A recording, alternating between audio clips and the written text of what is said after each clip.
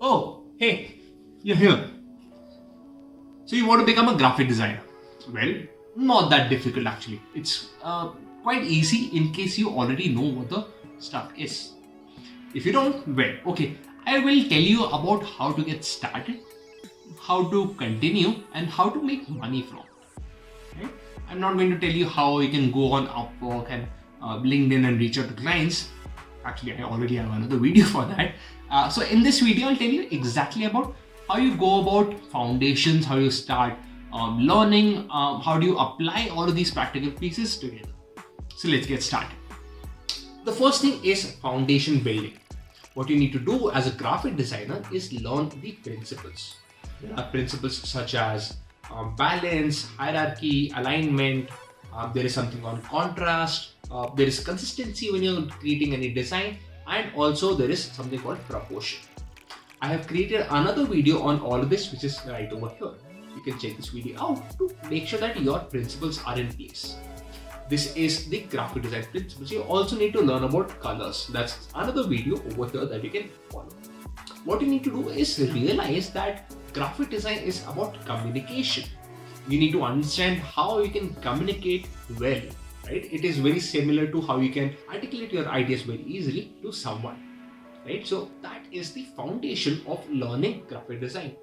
Make sure that you understand these principles in great detail because you will start using them over time eventually. Well, the next thing is you need to learn about one of these softwares. There are multiple softwares out there in the market that you can use to become a graphic designer. There could be Canva, there is Photopea, there is Photoshop, Illustrator, and so much more. I have created courses on Photoshop and Illustrator. If you are a subscriber over here on this channel, you should be able to get a 25% discount by using the code DesignHubSub. You should be able to learn everything that is necessary about using Photoshop in detail.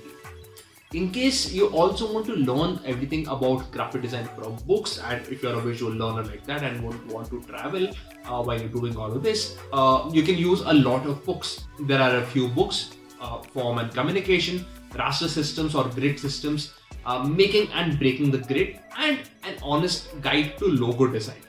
All of these are great books to get you started. Apart from these books, there is also the Smashing Design magazine, the Creative Blog, and AIGA for learning about the latest trends in design. I personally also follow awards with www to see what graphic design is trending. Now, once you have learned about graphic design principles and you have learned a tool, you need to start practicing. Use this website, Good Brief, to get real life examples and applications that you might have to apply in real life projects. This will give you a nice hunch of what is going to come next when you start working with clients. When talking about clients, they might ask for a portfolio. So number 4 is portfolio develop. To develop a portfolio, you might just want to approach as many designers as possible, and following this good brief might just give you a nice set of problem statements. My suggestion is to complete all of those exercises that you start. Even if they're not entirely great, it is good to put it out there, put out what your thoughts have been when you are creating this particular design. And all of that would come in very handy when you start showcasing these portfolios to your potential clients. To develop these portfolios, you can use the go-to tool, which is Behance. You can also use Dribble in case you want to focus on your design. Or you can create your own similar portfolio on Notion, or even if you don't follow any of that, you can just put all your stuff in Google Drive and be ready to share that with anybody that you might like. Well, you might be able to get a lot of clients, but what you need to do is continuously improve your design skills. With a lot of new developments which are happening on a day-to-day basis, you might just want to stay updated with whatever is happening. For this, you can follow a lot of blogs, follow newsletters or articles, and follow creators like me and Design Hub that keep on updating you about what is up and coming in design.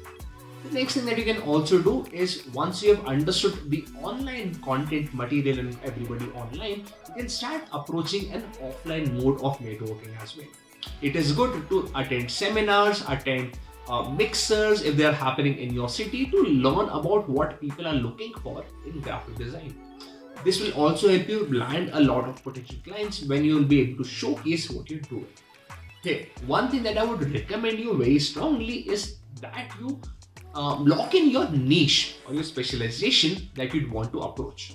Is it going to be poster design? Is it going to be book design or illustrations? Or are you approaching UI UX design? In any of these things, a lot of things can be learned and developed.